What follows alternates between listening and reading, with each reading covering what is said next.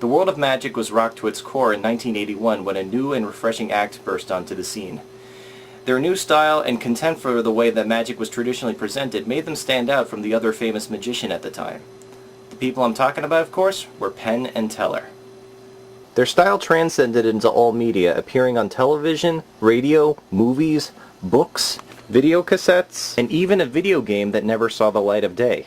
What I'm here to talk about are 3 books released between the years 1989 and 1997, and a video cassette that was released in the year 1987. Unfortunately, for whatever reason, most of the books and the videos aren't being published anymore. In fact, the only way you can find most of them is actually going on eBay. And that's sad because these books were, frickin' fun. They were some of the best reads I've ever saw. Especially this one is one of my favorites. Penn and Teller, Cruel Tricks for Dear Friends. Now, if you go to look for this one on eBay, be sure you get the first edition copy and make sure that it comes with the props. That's right. These books actually came with an envelope filled with props, and it was only with them that you can actually take advantage of the book's full potential and know what the book was all about. In fact, without these, a pair of 3D glasses that came with this, you wouldn't even be able to actually read the book. You see, you would get it and find that there was nothing in the book except barely readable text. And it wasn't until you actually put on the 3D glasses, you see just like that, that you would finally actually be able to pick up the book and actually read what was inside. Cool, huh? Alright, so you don't really need the 3D glasses to read the book. And that old thing was the same principle that like the Svengali deck or the the old coloring book trick is based off. But this is why the book is called Cruel Tricks for Dear Friends. The book is all about tricking your friends into making them look silly, taking their money, or in some cases, both. The book actually came packaged with a warning page. You see, unless you read this first, you were not going to be able to get any of the scams in the book to work. Nowhere is this more true than in the first scam in the book. The no-work, high-yield, all-electronic computerized card trick. You see, if you did this trick exactly as the instructions tell you, you were going to end up looking like an idiot. However, if you read the warning page first and knew how to read in between the lines, you were going to look cool.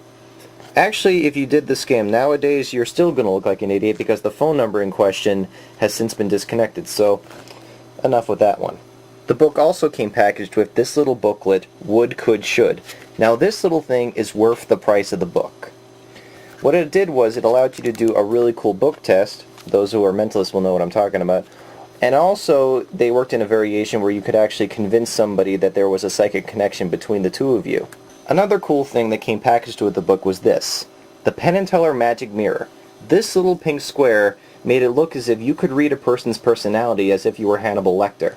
How this thing let you do that? Well, you're going to have to get the book to find out. One thing that surprised me about the book, even though it shouldn't have, was how generous Penn and Teller are with their own secrets. In the book, they reveal how to produce 500 cockroaches on David Letterman's desk, how they made the 3 of clubs appear in Teller's eyes, and in my opinion, the world's best variation on the cut and restored rope trick. Oh yeah. Yeah.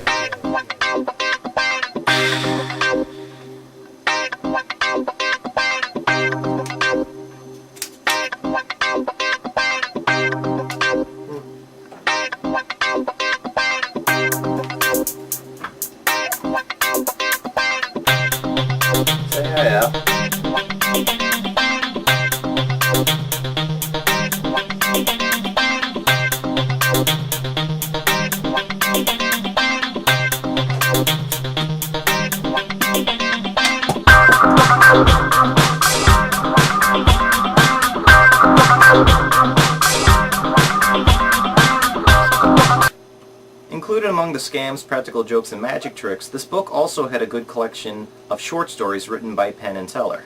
The short stories include a synopsis of the life of Beatrice Rodner from 1926 to 1936, the first 10 years after her husband, the great Houdini, passed away, a story about how this card trick saved the Earth from aliens, and why Penn thinks that a performance with a dove pen at a 1978 SAM Junior Magic Competition was the best magic trick he ever saw.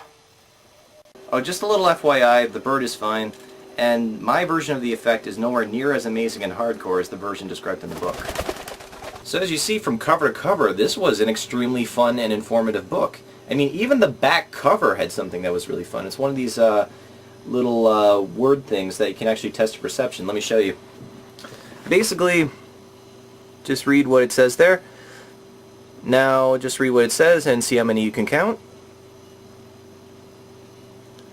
Okay, and it says go to page 175 to see how well you did. Let's see, 175. Okay. So if you got 4 or less, it's basically get a white cane. If you got 5, you have 20/20 vision. And if you got all 6, like I did, you're an eagle eye. What, you don't believe me? Look.